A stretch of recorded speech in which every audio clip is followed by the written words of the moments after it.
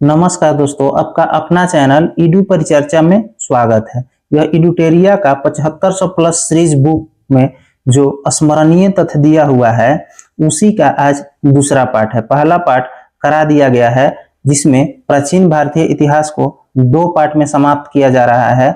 यह दूसरा पार्ट है। पहला पार्ट जाकर चैनल पर देख सकते हैं। तो आज का पहला प्रश्न है, हिंद यूनानी शासकों में सबसे अधिक विख्यात कौन था? तो मीनांडर था। कौन? मीनांडर।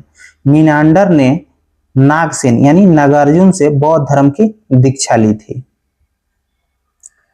आगे प्रश्न है, मीनांडर के प्रश्न एवं नागसेन द्वारा दिए गए उत्तर किस ग्रंथ में संग्रहित है? तो मिलिंद पन्हो ग्रंथ में, मिलिंद पन्हो में संग्रहित है। आगे है, भारत में सबसे पहले हिंद यूनानियों से ही सोने की सिक्का जारी। भारत में सबसे पहले हिंद यूनानियों ने ही सोने के सिक्के जारी किए थे। आगे है, शकों के सबसे प्रतापी राजा पूछा जाएगा तो रुद्रदामन प्रथम। रुद्रदामन प्रथम, रुद्रदामन प्रथम ने ही सुदर्शन झील का जीर्णोद्धार किया था। जीर्णोद्धार किसने किया था सुदर्शन झील का? तो रुद्रदामन प्रथम, रुद्रदामन प्रथम। आगे है, रुद्रदामन प्रथम सबसे पहले संस्कृत भाषा में लंबा अभिलेख यानी कि गिरनार अभिलेख जारी किया था। गिरनार अभिलेख किसने जारी किया था? तो रुद्रदामन प्रथम। भारत में शक राजा अपने को क्या कहते थे? तो क्षत्रप कहते थे, क्षत्रप। अब गुप्त वंश को देखते हैं तो गुप्त वंश की संस्थापक पूछा जाएगा तो श्रीगुप्त हो जाएगा। गुप्त वंश के प्रथम महान सम्राट कौन था? तो चंद्रगुप्त प्रथम था, चंद्रगुप्त प्रथम, जिसने महाराजा धीराज की उपाधि धारण किया था। और गुप्त संवत की शुरुआत पूछा जाएगा किसने किया था? तो चंद्रगुप्त प्रथम ने, चंद्रगुप्त प्रथम ने। चंद्रगुप्त प्रथम का उत्तराधिकारी कौन हुआ? तो समुद्रगुप्त, समुद्रगुप्त। समुद्रगुप्त को भारत का नेपोलियन तथा कविराज भी कहा जाता था। भारत का नेपोलियन एवं कविराज किसको कहा जाता था? तो समुद्रगुप्त को। आगे प्रश्न है, इसने परम भागवत की उपाधि धारण किया था। परम भागवत की उपाधि धारण किया था। इसके दरबार में प्रसिद्ध कवि हरिसेन रहते थे। मतलब किसका? तो समुद्रगुप्त के दरबार में हरिसेन रहते थे।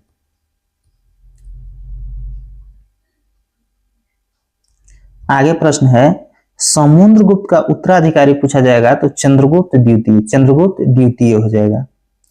इसके शासन काल में फहियान आया था। फहियान किसके समय में आया था? तो चंद्रगुप्त द्वितीय के समय में। चंद्रगुप्त द्वितीय के दरबार में कालिदास, धन्वंतरी, वराहमिहिर जैसे विद्वान रहते थे। चंद्रगुप्त द्वितीय का उत्तराधिकारी कौन हुआ? कुमारगुप्त। चंद्रगुप्त द्वितीय का उत्तराधिकारी कुमारगुप्त। सबसे अधिक अभिलेख 18 अभिलेख जो है किसके समय में मिले थे? तो कुमारगुप्त के समय के। नालंदा विश्वविद्यालय की स्थापना पूछा जाएगा किसने किया था? तो कुमारगुप्त, कुमारगुप्त ने किया था।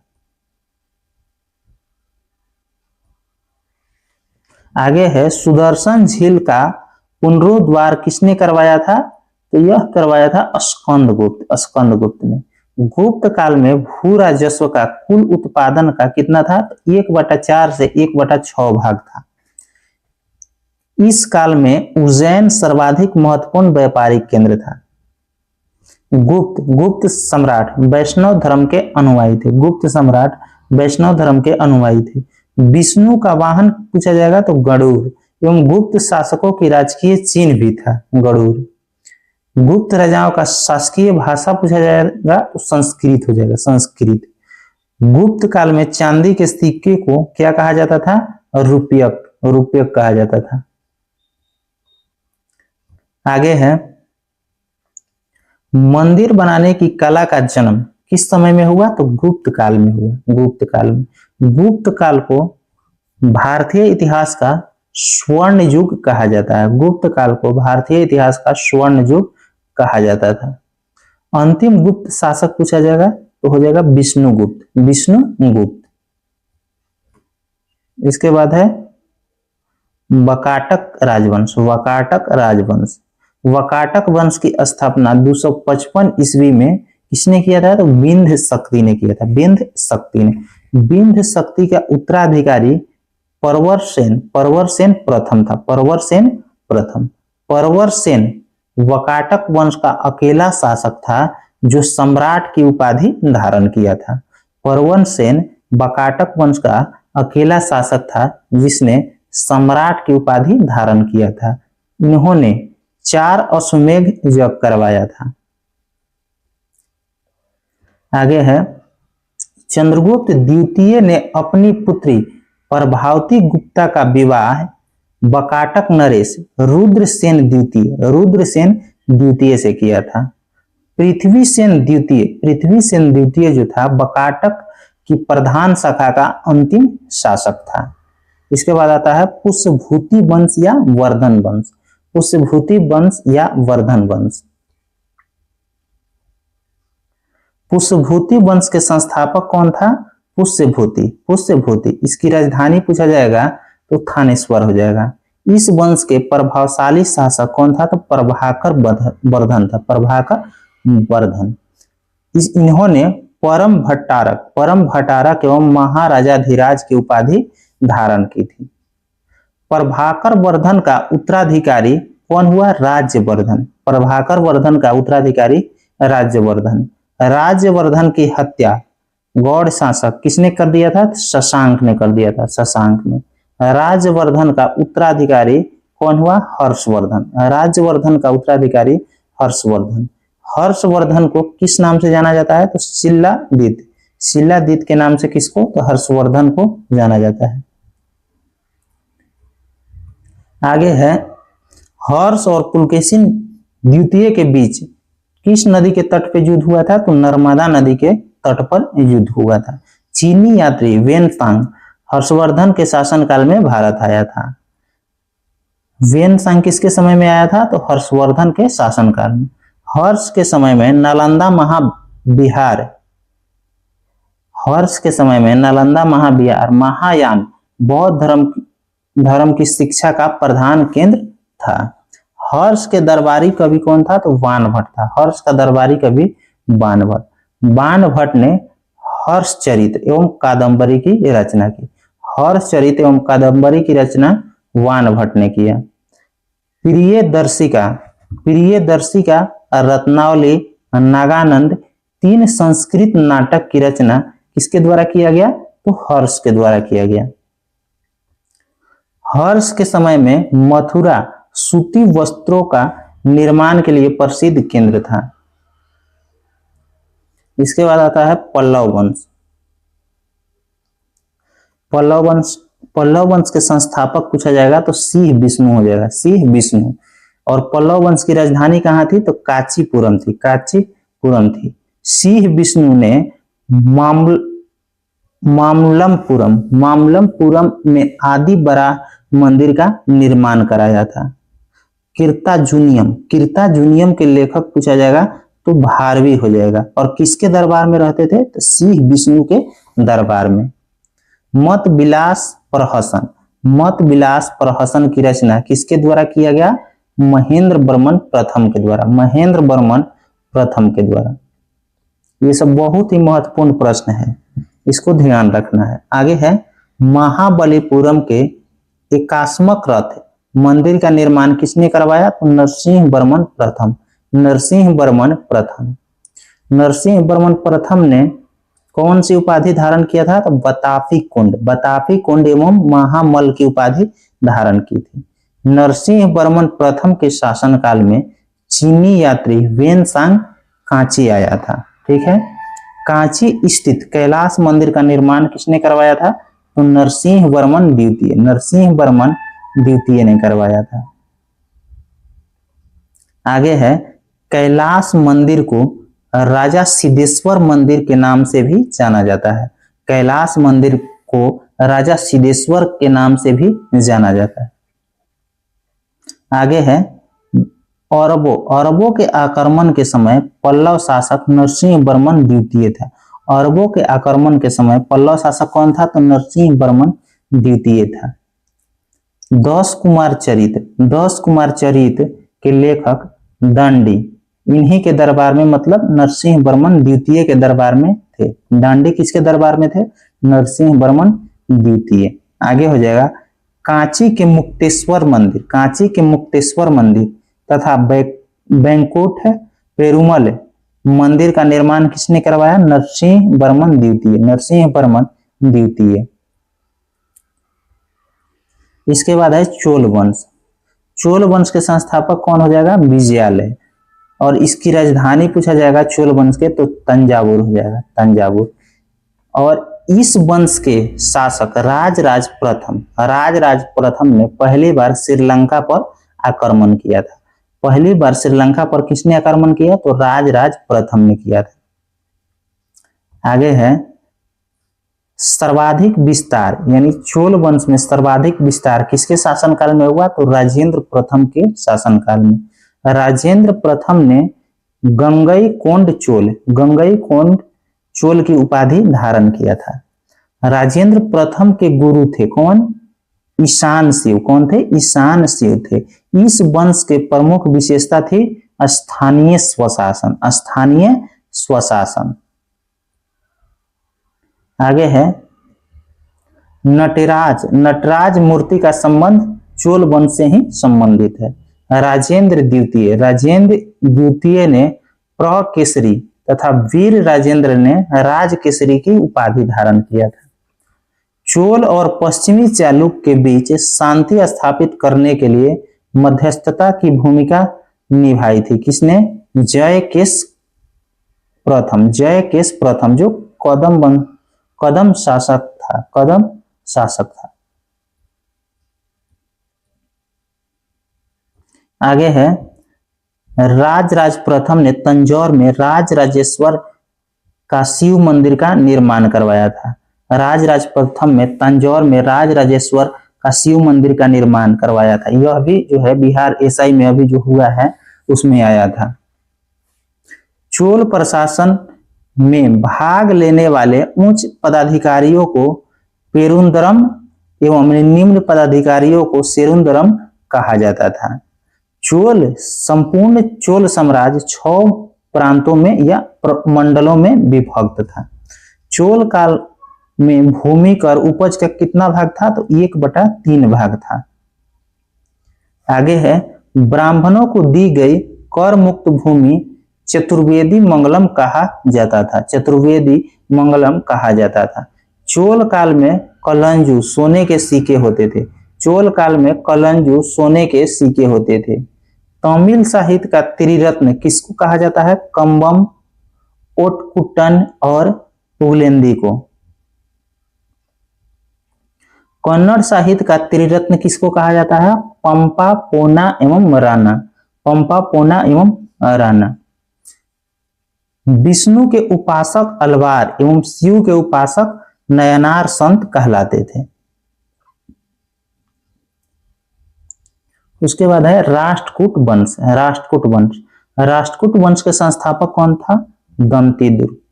राष्ट्रकूट वंश की राजधानी पूछा जाएगा तो मान्यखेट हो जाएगा, मान्यखेट। इस वंश के प्रमुख शासक कृष्ण प्रथम, कृष्ण द्वितीय अमोघ वर्ष था। एलोरा के प्रसिद्ध कैलाश मंदिर का निर्माण किसने करवाया था? कृष्ण प्रथम ने करवाया था। त्रिपक्षीय संघर्ष में इस वंश के शासक ध्रुव ने कनौज पर अधिकार करने हेतु पाल वंश तथा प्रतिहार वंश के शासकों को पराजित किया था। प्रसिद्ध कन्नड़ पुस्तक कवि राजमार्ग की रचना अमोघ वर्ष ने किया था। कवि राजमार्ग की रचना अमोघ वर्ष ने किया था। गणित सार संग्रह के लेखक महावीराचार्य एवं अमोघ वृत्ति के लेखक सक्तयाना अमोघ वर्ष के दरबार में रहते थे। यानी अमोघ वृत्ति के सक्तयाना जो किसके दरबार में रहते थे? अमोघ वर्ष के दरबार में रहते थे। अमोघ वर्ष जैन धर्म का अनुयायी था। राष्ट्रकूट शासक इंद्र तृतीय के शासन काल में अरब निवासी अलमसूदी भारत आया था। अलमसूदी किसके समय में भारत आया था? तो राष्ट्रकूट शासक था इंद्र तृतीय।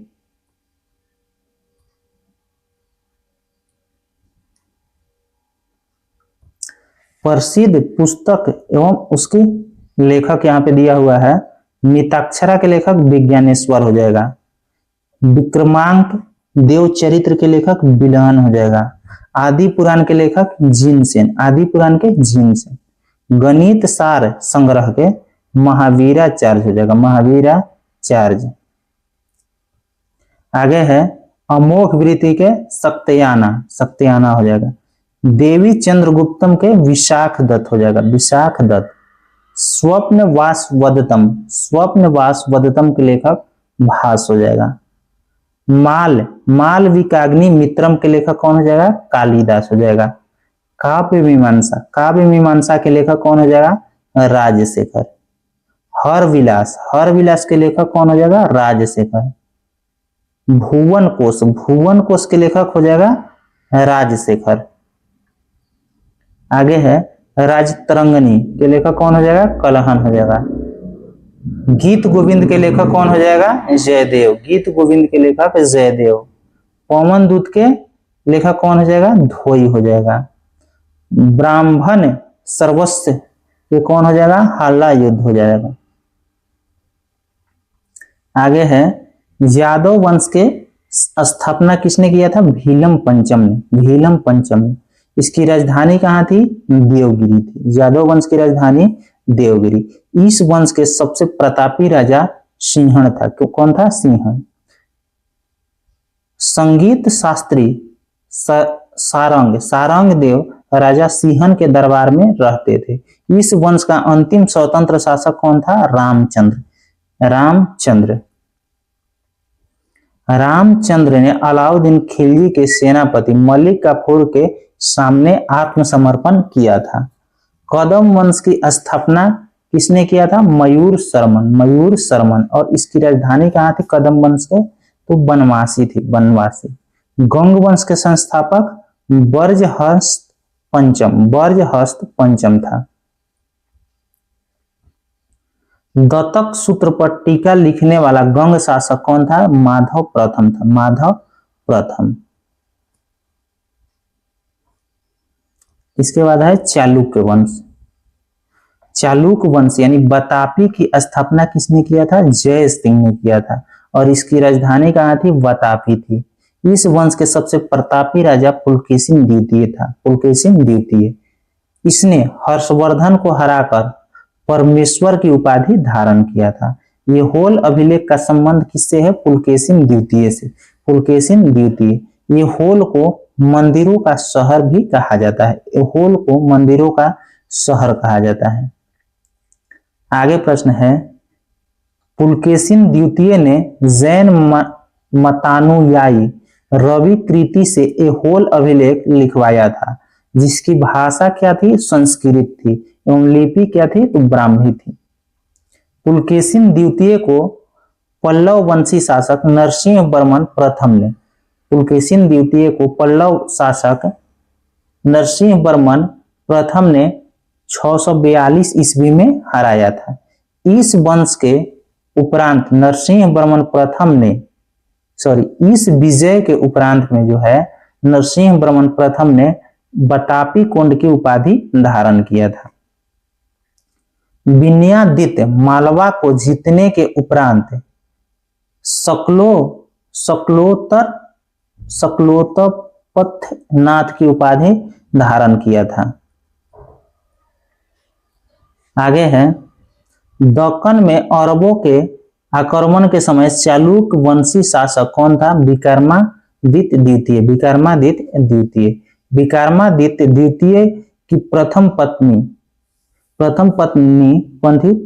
लोक महादेवी, लोक महादेवी ने पडक्कल में विरूपाक्ष महादेव मंदिर का निर्माण कराई थी। विक्रमादित्य द्वितीय की दूसरी पत्नी त्रिलोक्य देवी त्रिलोकेश्वर महादेव मंदिर का निर्माण करवाई थी। इस वंश का अंतिम राजा कौन था? कृतिवर्मन द्वितीय, कृतिवर्मन द्वितीय।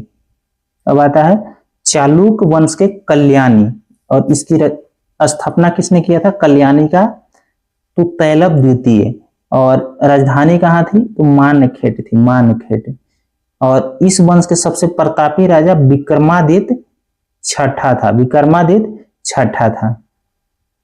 बिलहन और विज्ञानेश्वर विक्रमादित्य छठा के दरबार में रहते थे।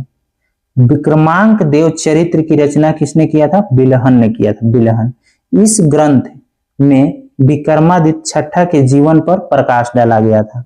मिताक्षरा की रचना किसके द्वारा किया गया? विज्ञानेश्वर के द्वारा। आगे है चालुक्य के वेंगी वंश की स्थापना किसने किया था? विष्णुवर्धन। विष्णुवर्धन। और इसकी राजधानी वेंगी जो आंध्र प्रदेश में है। इस वंश के सबसे प्रतापी राजा विजयादित्य तृतीय था। विजयादित्य तृतीय था।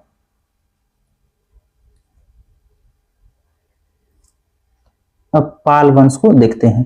पाल वंश के संस्थापक कौन था? गोपाल। और इसकी राजधानी कहाँ थी? मुंगेर, अपना बिहार में। प्रसिद्ध उदंतपुरी विश्वविद्यालय की स्थापना किसने करवाया था? गोपाल ने करवाया था। प्रसिद्ध विक्रमशिला विश्वविद्यालय की स्थापना किसने करवाया था? धर्मपाल ने करवाया था। इस वंश का शासक देवपाल ने उदंतपुरी में बौद्ध मठ का निर्माण करवाया था। देवपाल ने जावा के शैलेंद्र वंशीय शासक वालापुत्र देव को अनुरोध पर नालंदा में बौद्ध विहार निर्माण हेतु 5 गांव दान दिए थे। पाल शासक बौद्ध धर्म का अनुयायी था। सेन वंश को देखते हैं। सेन वंश। सेन वंश की स्थापना सामंत सेन ने और इसकी राजधानी नदिया यानी लखनऊती थी। इस वंश के स्वतंत्र शासक विजय सेन था। इस वंश का प्रथम स्वतंत्र शासक कौन था? विजय सेन था। दान सागर और अद्भुत सागर, दान सागर और अद्भुत सागर नामक ग्रंथ की रचना किसने किया? बलाल सेन ने।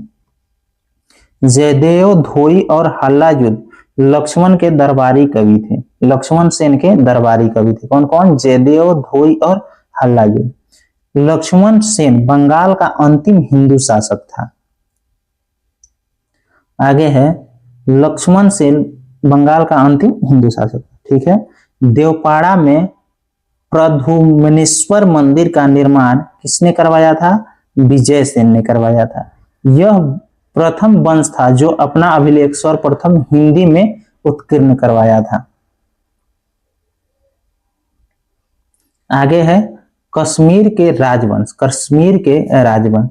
करकोट वंश की स्थापना किसने किया था? दुर्लभवर्धन। दुर्लभवर्धन। चीनी यात्री वेनसांग ने दुर्लभवर्धन के शासनकाल में कश्मीर की यात्रा की थी। इस वंश का सबसे प्रतापी राजा ललितादित्य मुक्तापिंड था। कश्मीर का मार्तंड मंदिर का निर्माण किसने करवाया था? ललितादित्य मुक्तापिंड ने करवाया था। उत्पल वंश की स्थापना अवंती वर्मन ने किया था। इन्होंने सिंचाई के लिए नहरों का भी निर्माण करवाया था। इसके बाद है लोहार वंश। लोहार वंश के संस्थापक संग्रामराज। लोहार वंश का शासक हर्ष विद्वान कवि, कई भाषाओं का ज्ञाता था। हर्ष जो था वह विद्वान था एवं कई भाषाओं का ज्ञाता भी था। राजतरंगिणी के लेखक कौन हो जाएगा? कलहन हो जाएगा। हर्ष के दरबारी कवि थे। राजतरंगिणी के लेखक जो कलहन है हर्ष के दरबारी कवि था। इस वंश का अंतिम शासक कौन था? जय सिंह था। जय सिंह। अगला है गुर्जर प्रतिहार वंश। गुर्जर प्रतिहार वंश की स्थापना नागभट्ट प्रथम ने किया था। प्रतिहार वंश का प्रतापी शासक कौन था? मिहिर भोज था। मिहिर भोज अपनी राजधानी को कहां बनाया था? तो कन्नौज में। इन्होंने आदि बराह की उपाधि धारण किया था। आगे है संस्कृत कवि राजशेखर महेंद्रपाल के दरबारी कवि एवं राजगुरु भी थे। आगे प्रश्न है इस वंश का अंतिम राजा यशपाल था। राजशेखर की प्रमुख रचनाएं कौन था? कर्पूर मंजरी, काव्य मीमांसा, हरविलास, भुवन कोश था। आगे है गढ़वाल या राठौर वंश। गढ़वाल या राठौर वंश के संस्थापक चंद्रदेव था, चंद्रदेव, और इसकी राजधानी कहाँ थी? वाराणसी थी, वाराणसी। इस वंश का प्रतापी शासक गोविंद चंद्र था, गोविंद चंद्र था। कृत कल्पत्रु नामक ग्रंथ की रचना लक्ष्मीधर गोविंद चंद्र के दरबारी मंत्री था। इस वंश का अंतिम शासक कौन था? गढ़वाल वंश का अंतिम शासक जयचंद था, जयचंद। जयचंद्र की हत्या गोरी ने कब कर दिया? 1194 में चंदावर के युद्ध में कर दिया था। इसके बाद आता है चौहान वंश। चौहान वंश के संस्थापक वासुदेव। इस वंश की प्रारंभिक राजधानी अहिछत्र थी, अहिछत्र। इस वंश का सबसे प्रतापी शासक ब्रिग्रह राज चतुर्थ विशलदेव हुआ था। इन्होंने हरिकेली नामक संस्कृत नाटक की रचना की। हरिकेली नामक संस्कृत नाटक की रचना किसने किया? ब्रिग्रह राज चतुर्थ। आगे है ब्रिग्रह राज चतुर्थ के राज कवि कौन था? तो सोमदेव था, सोमदेव। इन्होंने ललित ब्रिग्रह राज नामक नाटक को लिखा था। आगे है ब्रिग्रह राज चतुर्थ द्वारा 2.5 दिन का झोपड़ा का नामक मस्जिद एक विद्यालय था। फिर से इसको पढ़ते हैं। ब्रिग्रह राज चतुर्थ द्वारा निर्मित 2.5 दिन का झोपड़ा नामक मस्जिद क्या था? तो यह एक विद्यालय था। इस वंश का अंतिम शासक पृथ्वीराज तृतीय था, पृथ्वीराज तृतीय। पृथ्वीराज रासो की रचना किसके द्वारा? चंद्रबरदाई के द्वारा।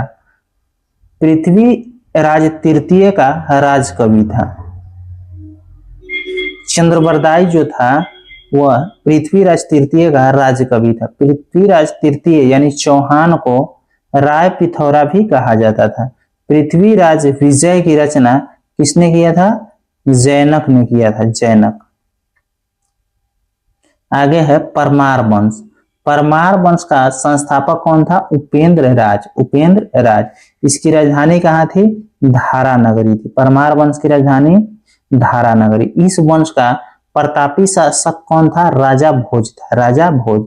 कविराज की उपाधि, कविराज की उपाधि से विभूषित शासक कौन था? तो यह था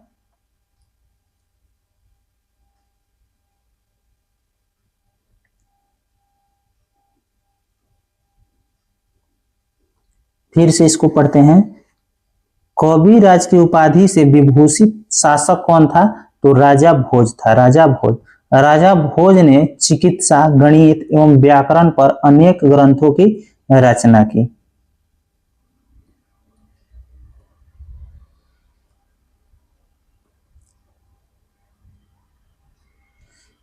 अब है सोलंकी वंश। सोलंकी वंश के संस्थापक कौन था? मूलराज प्रथम, मूलराज प्रथम। इसकी राजधानी अहिलवाड़ थी, अहिलवाड़ थी। आगे है मूलराज प्रथम शैव धर्म का अनुयायी था। कौन धर्म का? शैव धर्म का। भीम प्रथम के शासनकाल में मोहम्मद गजनी ने सोमनाथ मंदिर पर आक्रमण किया था।